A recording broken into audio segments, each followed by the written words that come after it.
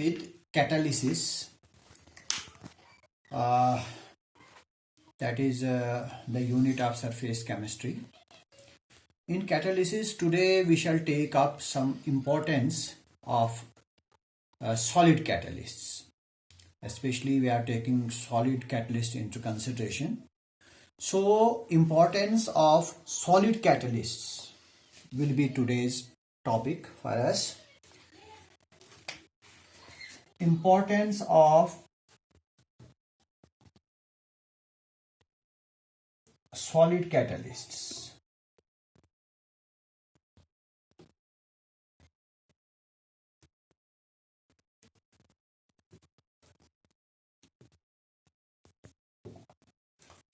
As far as the importance of solid catalyst is concerned, we can learn this importance, or we can learn the effectiveness of the solid catalyst, that is how effective they are,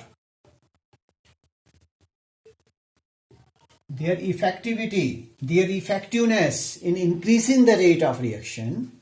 The effectiveness of solid catalyst is increasing the rate of reaction that can be studied under two heads. That means if we want to learn the importance of solid catalyst or the effectiveness of solid catalyst, they can be studied under two heads. That is, those two heads are activity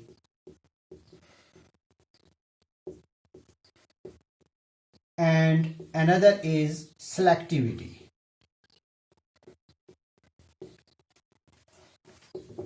So the effectiveness of solid catalyst, it can be studied, it can be learned using these two terms. One is the activity and the other is the selectivity. Now let me come to activity first.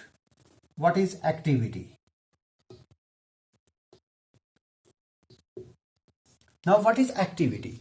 By activity we mean that it is the ability of a catalyst. Activity is the ability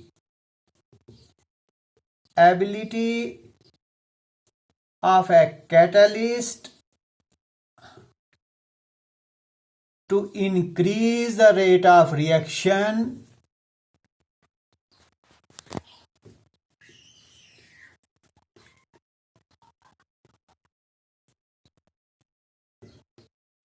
is called activity. Now what is activity? Activity is ability of a catalyst. And which catalyst? The solid catalyst, because we are discussing solid catalyst only. So the ability of a solid catalyst to increase the reaction rate, to increase the rate of reaction,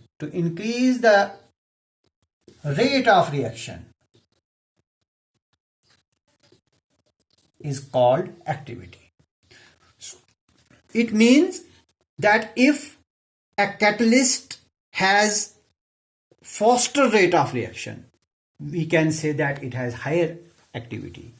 On the other hand, if we have a solid catalyst, it is increasing the rate of reaction, but to a lower extent, to a smaller extent, then we can say that its activity is a bit lower. So activity may be defined as the ability of a catalyst to increase the rate of reaction. Now further moving to activity, what happens in activity? One reactant, suppose let me take a general reaction. This is A, this is B, this is a catalyst here, and these are products. Consider this general reaction. Now what happens in activity? One of the reactants, suppose reactant A. Your reactant A, that means one of the reactants should adsorb the catalyst. Absorb not, adsorb. Adsorb, as you know, is a surface phenomenon. It's a surface phenomenon. Adsorption is a surface phenomenon. What happens in this phenomenon? In this phenomenon, an adsorbate that deposits on the surface of adsorbent. Adsorbent is mostly a solid matter. So what happens in activity? One of the reactants, suppose here in this case reactant A, it adsorbs the catalysts and it adsorbs it to a reasonable level, but not as far as that there is no space for the other reactant. In other words, I may say like this, that one of the reactant, it adsorbs the catalyst to a certain level. By certain level, I mean it adsorbs it to the extent that there is still a space for adsorption. For what? For the another reactant. Let me put it as this, that one of the reactants,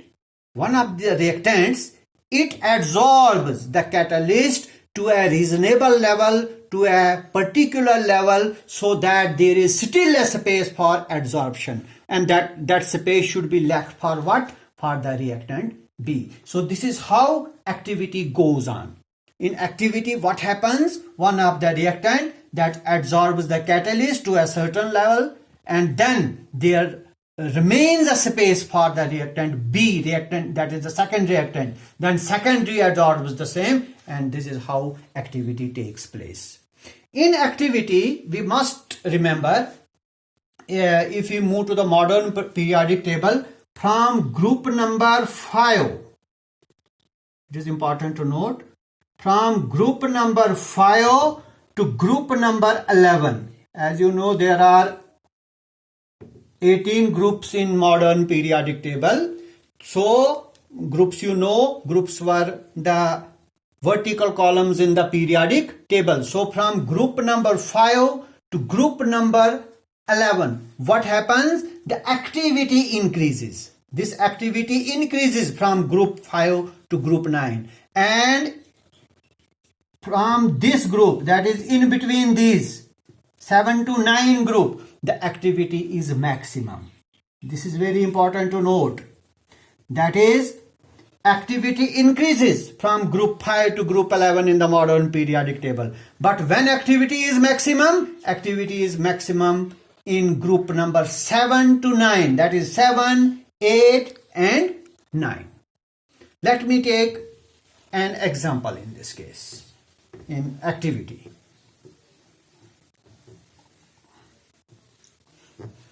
Here, before taking an example, let me tell you something, that the activity of a catalyst increases the rate of reaction to 10 raised to power 10 times. From here you can imagine that how much a catalyst can influence the rate of reaction. A catalyst can increase the rate of reaction to 8 times. That is 10 raised to power 10 times. This is the impact of the catalyst. Let me take an example. This is hydrogen plus oxygen giving water vapors rather, gaseous state. Hydrogen is a gas, oxygen is a gas. These are water vapors also in gaseous forms. Now here what I want to convey you.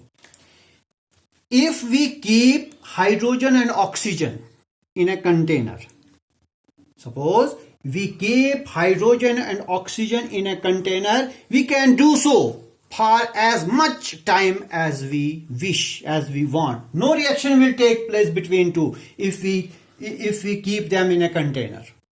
But as soon as we add a catalyst to it, suppose I add a catalyst, say platinum. As soon as I add a catalyst to this reaction or to these reactants, what happens? Water vapors are formed with an explosive sound.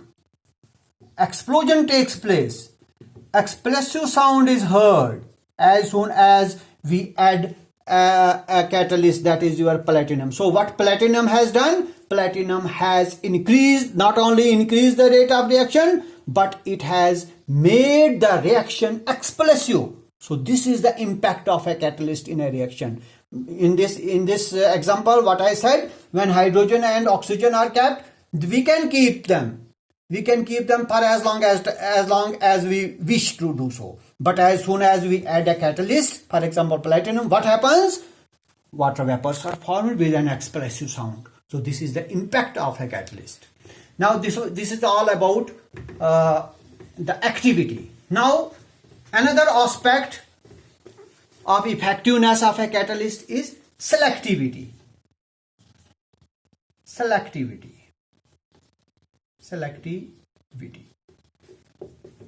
Ability, what was activity? Activity was ability. Activity was the ability of a catalyst to increase the rate of reaction. But as far as selectivity is concerned, it is also ability. It is ability of a catalyst. Ability of a catalyst to direct a reaction. To direct a reaction to get a selective product. Now this is very important. Selective product. So from this definition, what we conclude? First, let us go to the definition of selectivity. It is the ability of a catalyst to do what? To direct a reaction. That means your catalyst orders, it directs the reaction to get a suitable product, to get a product which we wish to get a product that is selective. That is why this property or this phenomenon is known as selectivity. So what is selectivity now? It is the ability of a catalyst to direct a reaction to get a selective product. For example, let me take an example here. Suppose I have, see here, carbon dioxide plus water, again plus hydrogen, carbon monoxide plus hydrogen. See, same reactants, that is carbon monoxide and hydrogen. Again same reactants. Now see, in first case, suppose I make use of a catalyst, nickel. Here in second case, I make use of another catalyst, copper. These are solid catalysts, nickel and copper. And in third case, I make use of copper as a catalyst, zinc oxide as a catalyst, and chromium oxide as a catalyst. Now see, same reactants. In all the three reactions, I have same reactants, carbon monoxide and hydrogen, carbon monoxide and oxygen, this hydrogen, carbon monoxide and hydrogen. But what is the change in the three reactions? I have changed the catalyst. Why? Because if we change these catalyst, we can get selective products. However, the reactants are same. Reactants are same in all the three cases, but we can get selective product. For example, in first case, carbon monoxide plus hydrogen, if we make use of nickel as a catalyst, we can get a selective product. Methane, we can get methane. So in order to get methane from these two reactants, we can make use of nickel as a catalyst so that we get a selective product. What selective product I have got? I have got a selective product, that's methane. But if I wish to get this product, HCHO, this is formaldehyde. Formaldehyde,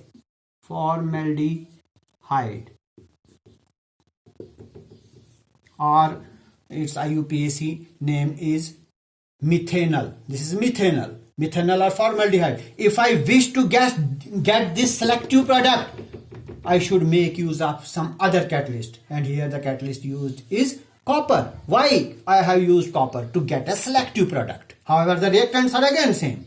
In third case, we have again the same reactants, but I have changed the catalyst, copper, zinc oxide and Cr2O3. In this case, we get another selective product.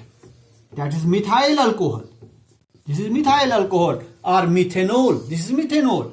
So in order to get this product, and I have changed the catalyst. So what is selectivity now? Selectivity, it is the ability of catalyst. Here nickel, here ability of copper, here ability of these three. The ability of the catalyst to direct the reaction. However, the reactants are same to get a selective product. Such a process is known as selectivity. So this is these are selectivity and ability. These are the importances of these catalysts.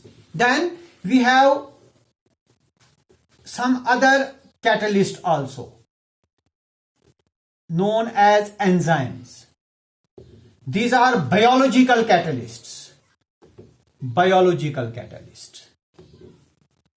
When I say biological, that means these are present in living organisms. Biology, bio for living, that is plants and animals.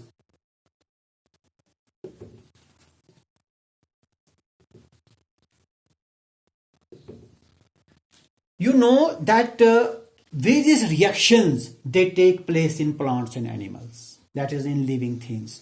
Those reactions are known as biochemical reactions. Always remember what are biochemical reactions. Biochemical reactions are those reactions that take place in living organisms, in plants as well as in animals, even in human beings, because human being is an animal. So all reactions that take place in living organisms are known as biochemical. For example, if we take the case of human beings, there are many biochemical reactions taking place all the time. For example, digestion. Digestion is a biochemical process. Now, if I take digestion into consideration, digestion does not take place very rapidly.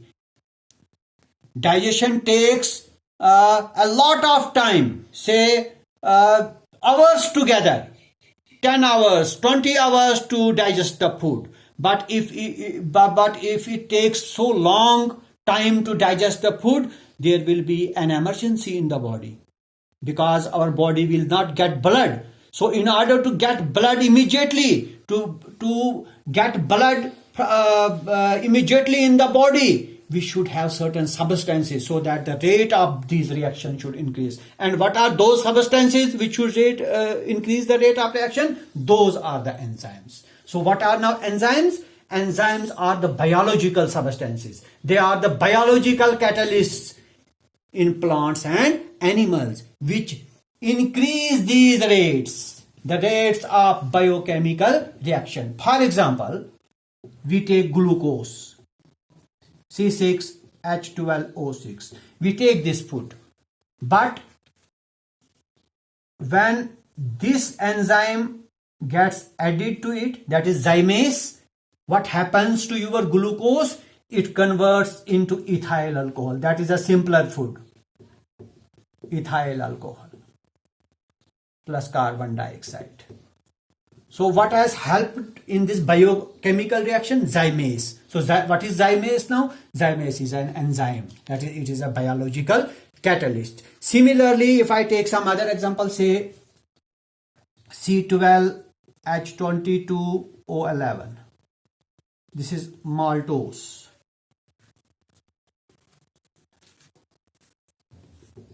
What happens to maltose in our body?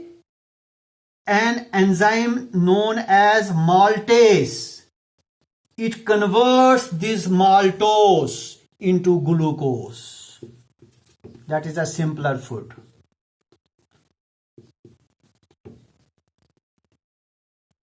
So what has happened in this case? Maltase, this is an enzyme, it has increased the rate of reaction. It has converted maltose into glucose, that is in a simpler form. So your enzymes are biological catalysts which increase the rate of these reactions. Which reactions? The biochemical reactions. That is the reactions taking place in the living organisms, in the plants and in the animals as well. So this is all about catalysis, catalyst, enzymes, these importance of solid catalysts. This is sufficient for today. Thank you very much.